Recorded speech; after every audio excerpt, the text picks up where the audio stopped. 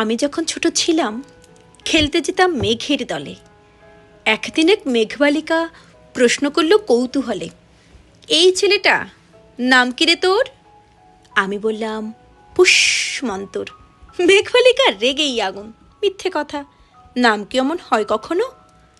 আমি বললাম নিশ্চয় হয়, আগে আমার গল্প শোনো। সে বলল শুনবো না, যা, সেই তো রানী, সেই তো রাজা, সেই তো একই ঢাল তলোয়ার, সেই তো একই রাজার কুমার পক্ষীরাজে, শুনবো না আর ওসব বাজে। আমি বললাম তোমার জন্য নতুন করে লিখব তবে। সে বলল সত্যি লিখবি? বেশ, তাহলে মস্ত করে লিখতে হবে, মনে থাকবে, লিখেই কিন্তু আমায় দিবি।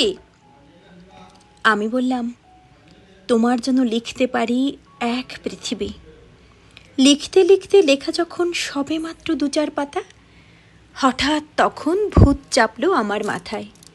খুঁজতে খুঁজতে চলে গেলাম ছোটবেলার মেঘের মাঠে। গিয়েই দেখি চেনা মুখ তো একটিও নেই এ তল্লাটে।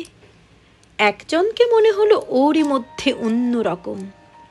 এগিয়ে গিয়ে বলি তাকেই, তুমি কি সেই মেঘবালিকা? তুমি কি সেই? সে বলেছে মনে তো নেই, আমারও সব মনে তো নেই। আমি বললাম তুমি আমায় লেখার কথা বলেছিলে। সে বলল সঙ্গে আছে, ভাসিয়ে দাও গাঁয়ের ছিলে। আর হ্যাঁ শোনো, এখন আমি মেঘ নই আর, সবাই এখন বৃষ্টি বলে ডাকে আমায়। বলেই হঠাৎ এক পশলায় চুল থেকে নখ আমায় পুরো ভিজিয়ে দিয়ে অন্য অন্য বৃষ্টি বাদল সঙ্গে নিয়ে মিলিয়ে গেল খরস্রোতায়, মিলিয়ে গেল দূরে কোথায়, দূরে দূরে। বৃষ্টি বলে ডাকে আমায়, বৃষ্টি বলে ডাকে আমায়। আপন মনে বলতে বলতে আমি কেবল বসে রইলাম ভিজে একসা কাপড় জামায় গাছের তলায়। বসে রইলাম বৃষ্টি নাকি মেঘের জন্য।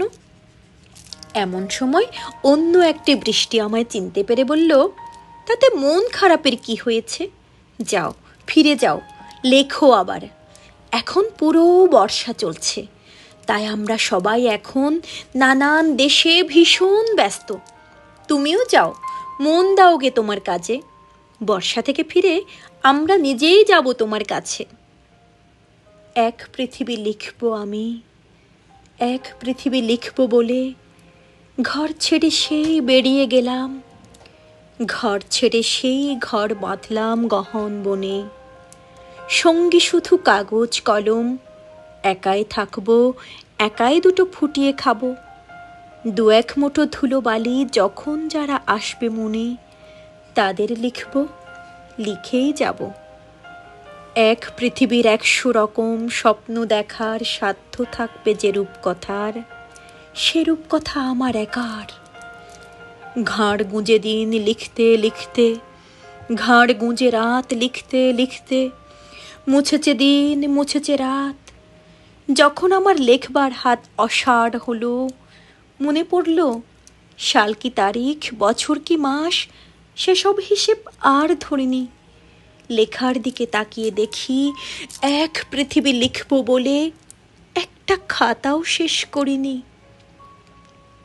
সঙ্গে সঙ্গে ছমছমিয়ে বৃষ্টি এলো খাতার উপর, আজীবনের লেখার উপর। বৃষ্টি এলো এই অরণ্যে, বাইরে তখন গাছের নিচে নাচছে ময়ূর আনন্দিত। এ গাছ ও গাছ, উড়ছে পাখি, বলছে পাখি এই অরণ্যে কবির জন্যে আমরা থাকি। বলছে ওরা কবির জন্যে আমরা কোথাও, আমরা কোথাও, আমরা কোথাও হার মানিনি। কবি তখন কুটির থেকে তাকিয়ে আছে অনেক দূরে, বনের পরে, মাঠের পরে, নদীর পরে, সেই যেখানে সারা জীবন বৃষ্টি পড়ে, সেই যেখানে কেউ যায়নি, কেউ যায় না কোনো দিনই। আজ সে কবি দেখতে পাচ্ছে সেই দেশে সেই ঝর্ণা তলায় এদিক ওদিক ছুটে বেড়ায়।